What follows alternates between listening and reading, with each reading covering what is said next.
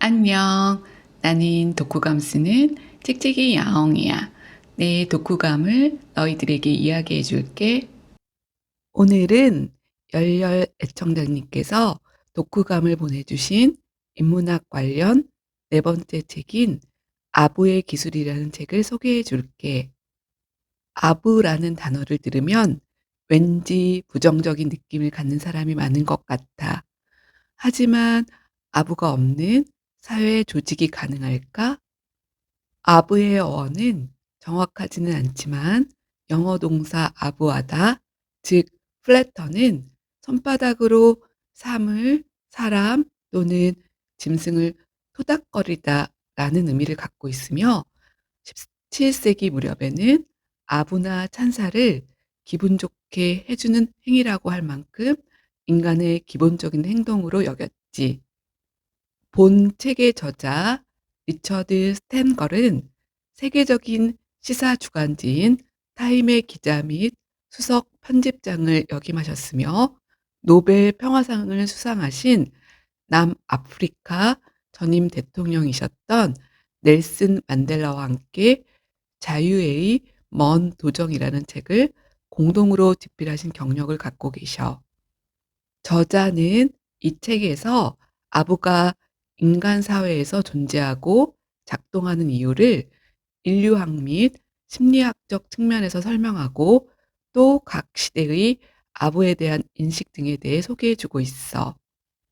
자, 그럼 본격적인 이야기를 시작하기에 앞서 아부란 무엇이며 왜 이런 행동이 사회에서 사라지지 않고 있는지에 대해 살펴볼게.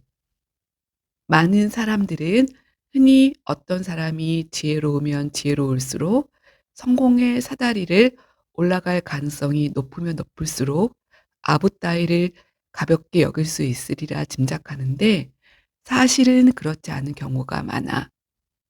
즉, 자긍심이 강하고 화려한 업적을 높이 쌓은 사람일수록 자신을 칭찬하고 찬미하는 소리를 아부라고 여기기보다는 오히려 그러한 평가를 해주는 타인들이 안목이 뛰어나다고 생각하게 마련이지. 그렇다면 책에서 이야기하는 아부와 거짓말의 차이는 무엇일까? 거짓말에는 진실을 숨기는 거짓말이 있고 사실이나 진실을 날조하는 거짓말이 있는데 아부는 후자에 가깝다고 이야기하고 있어. 즉, 거짓말은 어떠한 상황 때문에 어쩔 수 없이 하는 경우가 대부분인 반면 아부는 보통 자발적으로 하는 동시에 진실이나 사실을 날조하거나 과장하지. 그리고 아부는 인간 세계에서만 존재하는 것이 아니라 무리를 이루어 조직 생활을 하는 여러 집단에서 찾아볼 수 있다고 하네.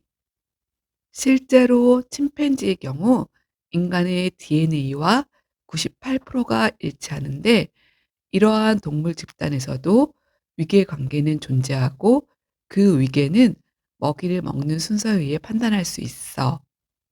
우두머리 수컷을 중심으로 서열이 정해지며 서열이 높은 녀석이 낮은 녀석들을 좌지우지해. 그러면서 비굴하리만큼 우두머리에게 아부하는 침팬지들은 우두머리 바로 아래의 서열을 차지하며 이익을 톡톡히 누리지.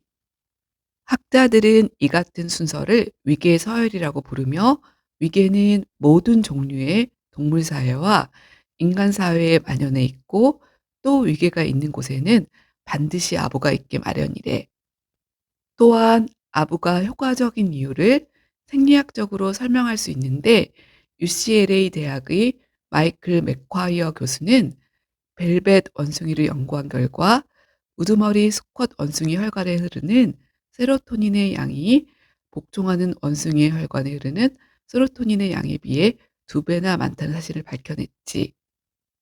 여기서 세로토닌은 포유동물의 혈액 속에 흐르는 혈관 수축 물질을 의미하는데 세로토닌 수치가 낮으면 우울증과 폭력 등을 유발하며 반대로 수치가 높으면 상당한 행복감과 만족감을 느낀다고 해. 그럼 우선 1부에서는 그리스 로마 시대에 있어 아부에 대해 가지고 있는 인식에 대해 소개해 주도록 할게. 책에 우리가 현재를 살아가는 데 있어 아첨꾼과 친구를 구별해내는 것에 대한 방법이 설명되어 있으니 상당히 도움이 되겠지? 그럼 이야기를 시작해 볼까? 민주주의라고 하면 너는 무엇이 제일 먼저 떠올라? 아마도 어느 누구도 다른 사람 위에 군림할 수 없고 누구나 평등하며 동등하게 자신의 목소리를 낼 수 있는 체제라고 이야기할 거야.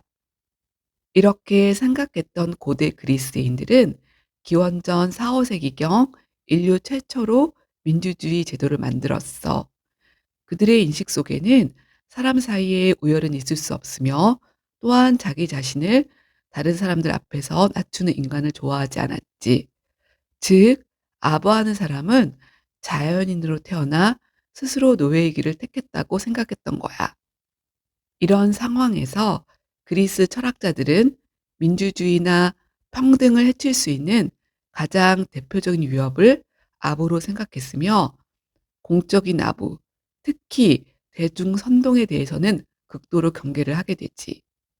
하지만 이러한 대중 선동에 의해 대중이 지지한 일련의 무책임한 지도자들에 의해 아테네는 쇠락하게 되고 그리스 민주주의는 실패로 끝나.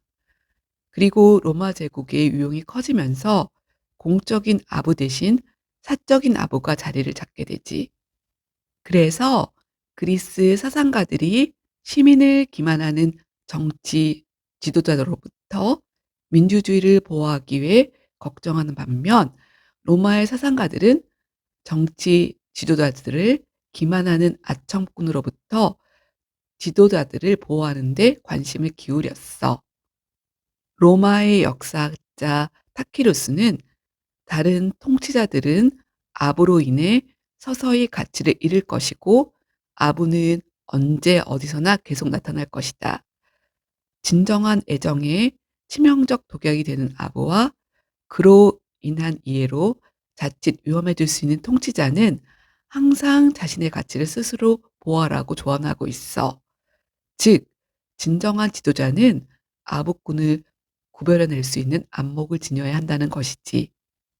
2000년 전 플루타르크는 아첨꾼과 친구를 구별하는 방법이라는 에세이를 발견하게 됐는데 이는 통치자가 자신을 따르는 시종 가운데 누가 이기적인 마음으로 아부하는 신하인지 정직한 충성을 바치는 신하인지 알아내는 비결을 다룬 입문서였어.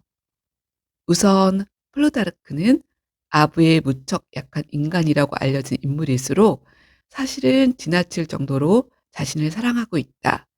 그들은 자신을 매우 긍정적으로 생각하고 있으며 온갖 뛰어난 자질을 소유하도록 갈망하고 또 실제로 갖고 있다고 여기는 사람들이라고 적고 있지. 특히 그는 통치자에게 자신을 사랑하는 마음과 자신에 대한 무지를 경계하라고 조언하고 있는데 이는 자신을 정확히 모르는 상태에서 자신을 사랑하게 되면 마음만 비달결처럼 고와질 뿐 사고력이 짧아진다는 거야. 두 번째로 아첨꾼과 친구와의 차이점을 몇 가지 제시하는데 친구는 도덕을 지키자고 고집하는 반면 아첨꾼은 그렇지 않다고 이야기해. 더 나아가 똑똑한 아첨꾼이야말로 통치자의 경계심을 없앨 요량으로 솔직한 비판을 수시로 모방한다고 주장하면서 이를 경계해야 한다고 이야기하고 있어. 마지막으로 플루타르크가 아첨꾼을 한눈에 알아보는 비결로 제시한 내용에 대해 설명해 주도록 할게. 하나, 주장과 의견을 갑자기 바꿔 아첨꾼이 그것 역시 지지하는지 살피고. 둘, 문제의 인물이 당신을 칭찬하는지 당신의 행동을 칭찬하는지를 구별하라. 당신을 칭찬한다면 그는 아마도 아첨꾼이리라. 셋, 아첨꾼은 제3자를 이용하여 칭찬한다. 예를 들어 홍길동은 자네가 정말 뛰어나다고 감탄하다더라 등등. 넷, 하인이나 가족에게는 거칠게 행동하면서 자신보다 위에 있는 사람에게는 공손한 인간이라면 아첨꾼일 가능성이 높다. 다섯, 아첨꾼이 당신의 친구들에게 어떻게 하는지 자세히 살펴라. 진정한 친구는 친구들을 돕는 데 반면 아첨꾼은 당신과 친구들이 은밀히 멀어지도록 만든다.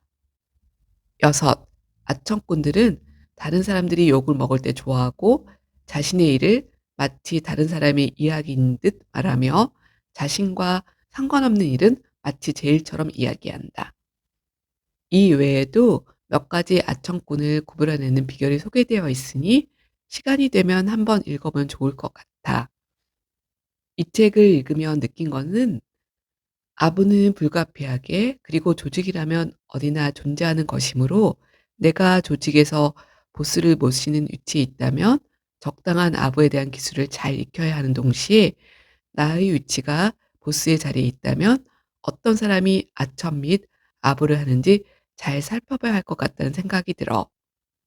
책에서 각 시대별로 아부를 경계하는 방법 및 혹은 아부를 잘하기 위해서 해야 할 일이 소개되어져 있는데 이를 본인의 환경에 맞게 적절히 잘 활용하는 것이 좋겠지.